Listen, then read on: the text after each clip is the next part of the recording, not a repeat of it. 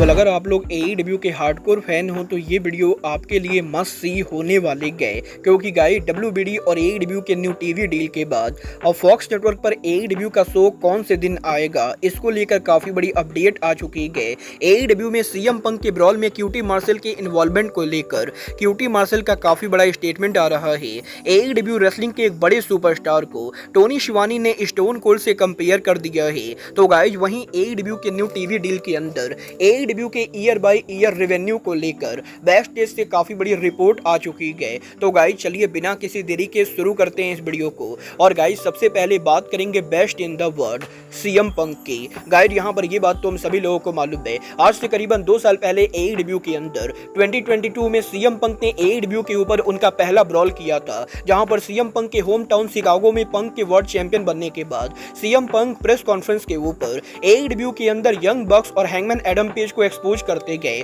और इसके बाद यहां पर लॉकर रूम के अंदर एईडब्ल्यू के अंदर एलीट और सीएम पंक का पहला ब्रॉल होता है। और एईडब्ल्यू के इस पूरे ब्रॉल और सीएम पंक के फेमस प्रेस कॉन्फ्रेंस को लेकर अब इस हफ्ते एईडब्ल्यू के वाइस प्रेसिडेंट क्यूटी मार्शल ने बात की, जहां पर मार्शल के लेटेस्ट इंटरव्यू के ऊपर क्यूटी मार्शल यहां पर ये बोलते गए कि एईडब्ल्यू के ऑल आउट 2022 के ऊपर जो कुछ भी हुआ था उन सभी चीजों के अंदर यहां पर क्यूटी मार्शल की बहुत ही बड़ी इन्वॉल्वमेंट थी। और क्यूटी मार्शल का ये कहना है कि वो यहां पर डायरेक्टली ब्रॉल के अंदर इन्वॉल्व तो नहीं थी, बट जिसकी वजह से ये पूरा ब्रॉल हुआ उसके अंदर क्यूटी मार्शल की मेजर इन्वॉल्वमेंट थी। और मार्शल का ये कहना है कि ऑल आउट के ऊपर जॉन मॉक्सली और सीएम पंक के वर्ल्ड टाइटल मैच से पहले जब सीएम पंक लॉकर रूम के अंदर उनके मैच को लेकर प्रिपरेशन कर रहे थे तो सीएम पंक और क्यूटी मार्शल एक दूसरे से बात करते गए। और सीएम पंक क्यूटी मार्शल से ये सलाह लेते गए कि उन्हें यहाँ पर मैच के अंदर कौन कौन से मूव करना चाहिए। और क्यूटी मार्शल सीएम पंक को सजेशन देते गए कि उन्हें यहाँ पर मैच के अंदर कौन कौन से मूव करने चाहिए। और गाइस यहाँ पर क्यूटी मार्शल का ये कहना है कि मैच के अंदर एग्जैक्टली यहाँ पर सीएम पंक को जिस स्पॉट की वजह से इंजरी हुई थी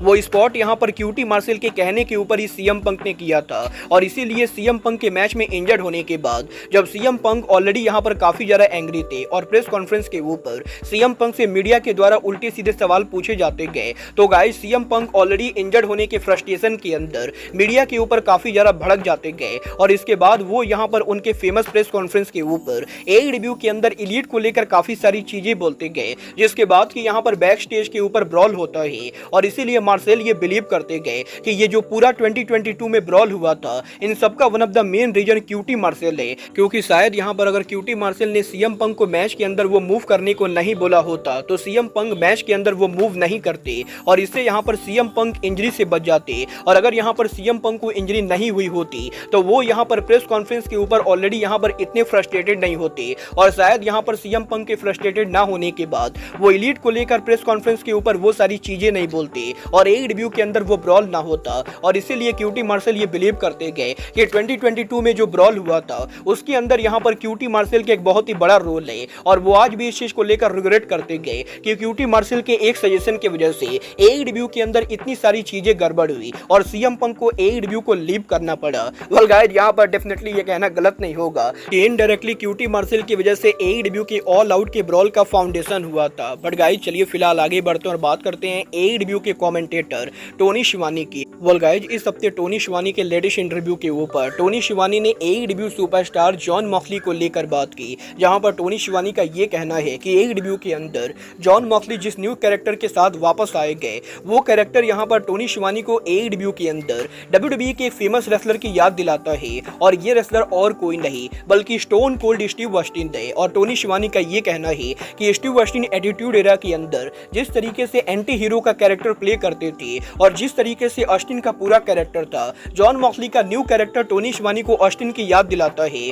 और गाइस टोनी शिवानी ये बिलीव करते गए कि रेसलिंग बिजनेस के अंदर पिछले 20 सालों में जितने भी रेसलर्स ने जितनी भी कंपनीज पर काम किया है उन सभी रेसलर्स के मुकाबले स्टोन कोल्ड स्टीव ऑस्टिन का कंपैरिजन सबसे ज्यादा जॉन मॉक्सली से किया जा सकता है, क्योंकि ऑस्टिन भी हमेशा उनकी मनमानी करते थे और मॉक्सली भी एईडब्ल्यू के ऊपर उनकी मनमानी करते गए। और इसीलिए टोनी शिवानी ये बिलीव करते गए कि जॉन मॉक्सली मॉडर्न एरा के स्टोन कोल्ड स्टीव ऑस्टिन थे। Well guys all respect to Jon Moxley, but मुझे यहाँ पर नहीं लगता है कि मॉक्सली को गलती से भी ऑस्टिन से कंपेयर करना चाहिए। बट गाइस चलिए फिलहाल आगे बढ़ते और बात करते हैं टीएनए रेसलिंग के हॉल ऑफ फेम की। वेल गाइस ये बात तो हम सभी लोगों को मालूम है, डब्ल्यूडब्ल्यूई के बाहर टीएनए रेसलिंग वो दूसरी मेजर कंपनी के जो यहाँ पर उनके कंपनी के अंदर हॉल ऑफ फेम इंडक्शन करती गए। और इस साल भी टीएनए रेसलिंग एक बार फिर से उनके ब्रांड के ऊपर हॉल ऑफ फेम इंडक्शन करने वाले गए। और गाइज इस चीज को लेकर रिपोर्ट आ रही गए कि करंटली टीएनए के बैक स्टेज के ऊपर 2024 के हॉल ऑफ फेम को लेकर प्लानिंग चल रही गए और टीएनए रेसलिंग के हॉल ऑफ फेम के ऊपर काफी सारे बड़े रेसलर्स को हॉल ऑफ फेम बनाया जाएगा।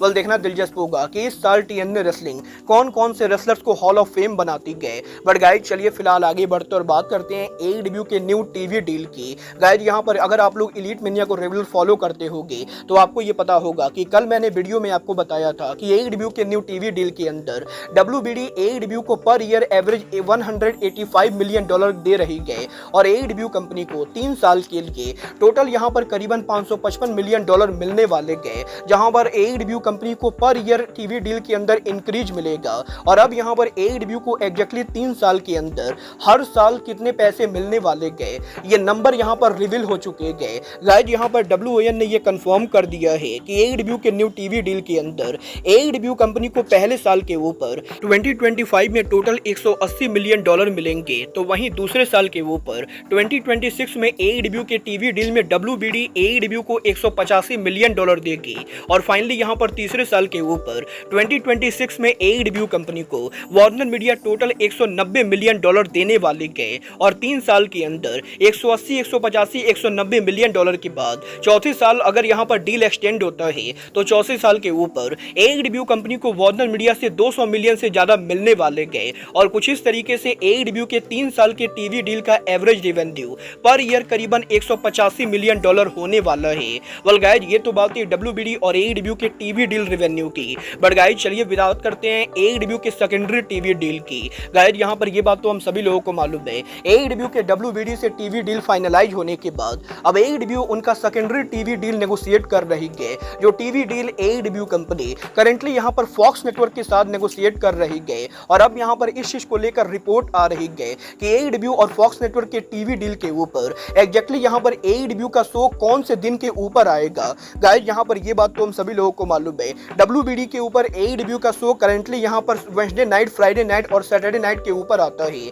जहाँ पर डायनामाइट वेडनेसडे को, रैम्पेज फ्राइडे को और कोलिजन सैटरडे के ऊपर ब्रॉडकास्ट होता है। बट अब यहाँ पर फॉक्स नेटवर्क के ऊपर एईडब्ल्यू का शो कौन से दिन के ऊपर आएगा, इसको लेकर काफी बड़ी रिपोर्ट आ चुकी है। गाइज यहाँ पर WON ने ये कंफर्म कर दिया है कि फॉक्स नेटवर्क के ऊपर एईडब्ल्यू का new TV show AEW company Wednesday Saturday को तो नहीं ला सकती है, क्योंकि ऑलरेडी उस दिन के ऊपर डायनामाइट और कोलिजन आता है। बट इसके अलावा हफ्ते के अंदर जो 5 दिन बचते गए उसके अंदर संडे के अंदर एईडब्ल्यू उनके शो को बिल्कुल भी ब्रॉडकास्ट नहीं करेगी, क्योंकि उस दिन के ऊपर पेपर व्यू होते गए। और बाकी 4 दिनों के अंदर मंडे और फ्राइडे 2 ऐसे दिन है जिसके ऊपर WWE का रॉ और स्मैकडाउन आता है, और इसीलिए एईडब्ल्यू फॉक्स नेटवर्क के ऊपर WWE के रॉ या स्मैकडाउन के साथ हेड टू हेड बिल्कुल भी नहीं जाने वाली गए। और इसके बाद यहाँ पर हफ्ते के अंदर जो 2 दिन बचते गए यानी ट्यूसडे नाइट और थर्सडे नाइट के ऊपर एईडब्ल्यू फॉक्स के ऊपर उनके न्यू शो को लाने को लेकर बात कर रही गए। और करंटली यहाँ पर फॉक्स और एईडब्ल्यू के बीच में जो टीवी डील नेगोशिएशन हो रहा है